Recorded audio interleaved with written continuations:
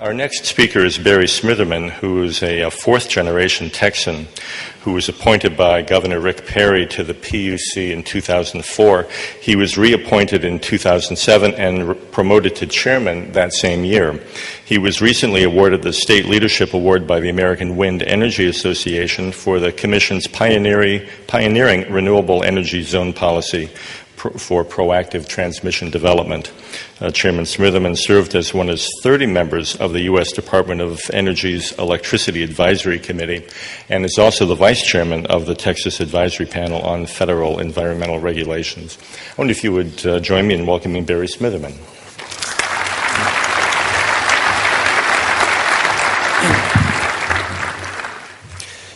Well, before I get started, let me get a feel for the nature of this audience.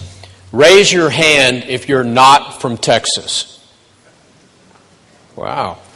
Okay, now raise your hand if you're from Texas. You know, I see some people who did not raise their hands, and I know what that means. You're not from Texas, but you wish you were. Well, let me tell you about 3 paradoxes with regard to Texas. Paradoxes. Paradox number 1. We are the reddest state politically, but we have more green energy on our grid than any blue state. You got it? Paradox number 2. Our political leadership, from the governor to the attorney general to the ag commissioner to me, have been vehemently opposed to the cap-and-trade plan being debated in Washington. But at the same time, we're building the largest renewable energy project in North America. Paradox number 3. Those of you that have spent any time on either the West Coast or the East Coast would appreciate this.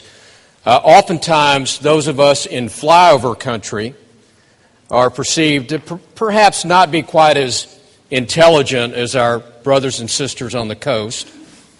But we're building the smartest grid in America right here in Texas. So, here's what I mean. You know, there's a lot of theater going on about climate change, renewable energy policy, and Copenhagen. Where I came from, we call that Copenhagen. It was something you put between your cheek and gum, and you occasionally spit it out. And as Chairman Wellinghoff and I were discussing earlier, I think we're going to see some sort of energy legislation come out of the Congress this year. But we're not waiting around here in Texas. We're presently leading the nation in renewable energy. We're building an EHV transmission system. You heard Martin talk about that. We're deploying smart grid elements. We have a lot of the natural gas shale discoveries going on in our state. We see some very interesting emerging clean coal technologies. Hopefully we'll be embarking on building a couple of new nuclear plants in the not-too-distant future. And we're doing all of that while reducing our CO2 emissions, our NOx emissions, and our ozone. So, Texas is complicated.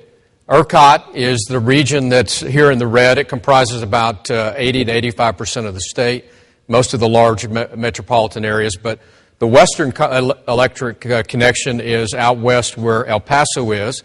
Up in the Panhandle, we have the Southwest Power Pool, which also comes around to the northeast part of the state.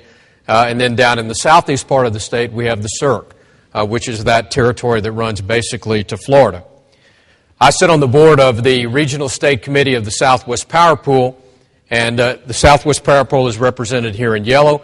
There's a lot of interesting potential development going on in the SPP. Some of the best wind resources in North America are in the Panhandle of Texas, western Oklahoma, western Kansas, and Nebraska. But when you look on this map, you can see there's not a lot of transmission infrastructure in place. There basically are 2 lines. Those are the red lines running from west to east. And if we're going to move the wind from the west to the east where most of the people live, we're going to have to do more than that. So we have recently approved a set of projects called the Balanced Portfolio. Those projects are going to go forward in the not-too-distant future. We're contemplating a series of projects called priority projects, which would also help to move wind energy and solar from west to east. And in the long run, we're looking at an EHV overlay. The potential for wind energy in this part of the country is really unlimited, but this EHV overlay would probably move somewhere around 15 gigawatts of wind. Let me spend most of my time talking about the ERCOT region.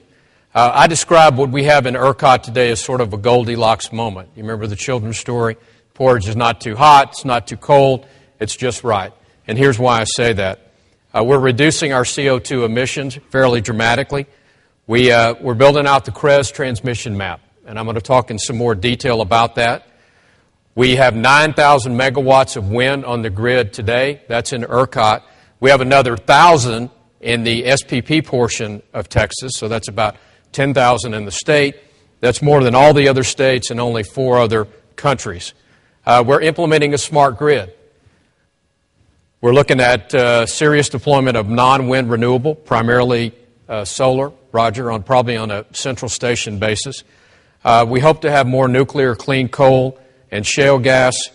We're preparing this grid to accommodate plug-in hybrid electric vehicles and electric vehicles. Of course, we're going to focus on energy efficiency, and we're doing all of this at the same time that prices are coming down.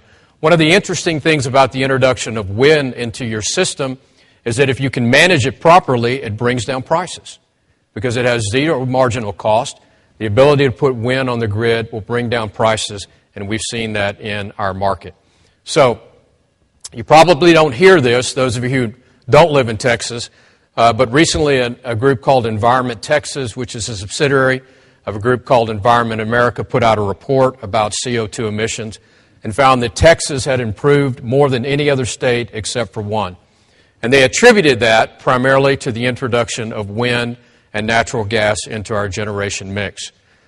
You can see from this bar chart, we are the second one on the right going down. We're second only to New York. And the third one on the left going up in red, well, that's the supposed poster child of renewable energy. That's California. They're increasing their CO2 emissions while we are decreasing ours. This map recently came out. It's by AWS TrueWind.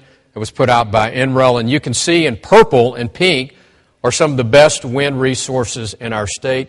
These are extraordinary wind resources. They have capacity factors probably in the mid-50s. When we began to design the CREZ plan, the first objective was to figure out where we had the best wind. Where is the best quality wind in our state? And we went out and we devised a plan that basically took this map and overlaid it with development.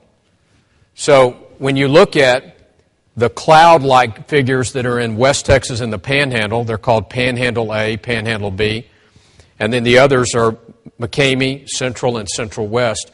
You can see we identified the best wind resources, and then we set out to build a transmission plan to interconnect those wind resources to where most of the people live. And those are the lines that are all different colors. The colors reflect that we hired different companies to build those lines. We actually had a competitive process rather than just giving the business to the old incumbents. We had a process to determine who could do it the best and at the best cost. This is a $5 billion project. It should be completed by the year 2013, and after we get it completed, we should move between 18 and 19 gigawatts of wind. As I said, we've come a long way in wind. We started off back in 1999 with a little over 100 megawatts, and now we've got 9,000 on the grid, and we're going to go with more than that. Now, back in October, we had one day where a couple of really wonderful things happened.